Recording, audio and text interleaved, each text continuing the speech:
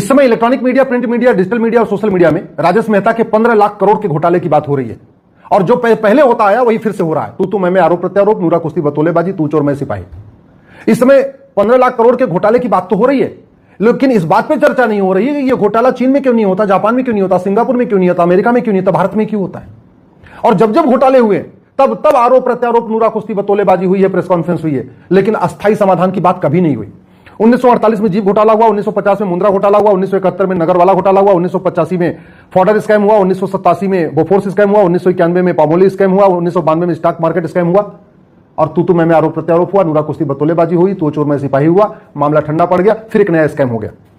1995 में Kerala hydro electric scam हुआ, 1996 में जयललिता का स्कैम हुआ, 1997 में टाटा ट्रक घोटाला हुआ, जलगांव हाउसिंग स्कैम हुआ, 1998 में प्लांटेशन घोटाला हुआ, 2000 में मैच फिक्सिंग हुआ, 2001 में केतन पारेख घोटाला हुआ, फिर रोशनी एक्ट घोटाला हुआ। तू मैं आरोप प्रत्यारोप, नूरा कुश्ती बतौलेबाजी, तू चोर मैं सिपाही, प्रेस कॉन्फ्रेंस, दुनिया भर का सब कुछ हुआ, लेकिन न नियम बदला गया न कानून बदला गया।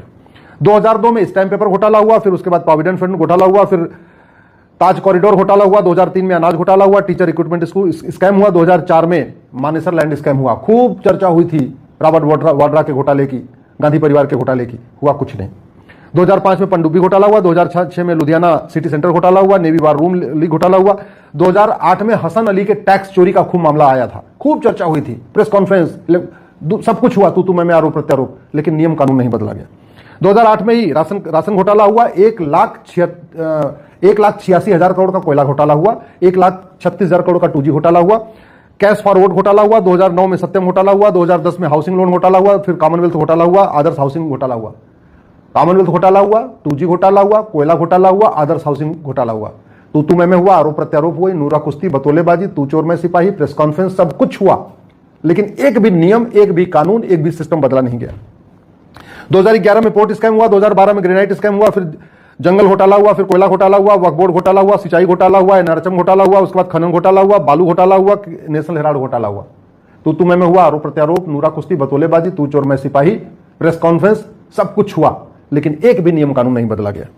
2013 में व्यापम घोटाला, रेलवे घोटाला, आईपीएल घोटाला, सोलर पैनल घोटाला, हेलीकॉप्टर घोटाला, स्कॉलरशिप घोटाला, शारदा घोटाला,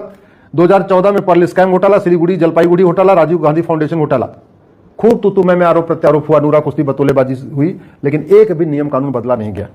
2015 में डीमैट घोटाला हुआ, ललित मोदी घोटाला हुआ, कैश फॉरवर्ड हुआ, एनएससी स्कैम हुआ, 2016 में नारदा स्कैम हुआ, 2017 में स्टर्लिंग बायोटेक घोटाला हुआ, 2018 में पीएनबी घोटाला हुआ, 2019 में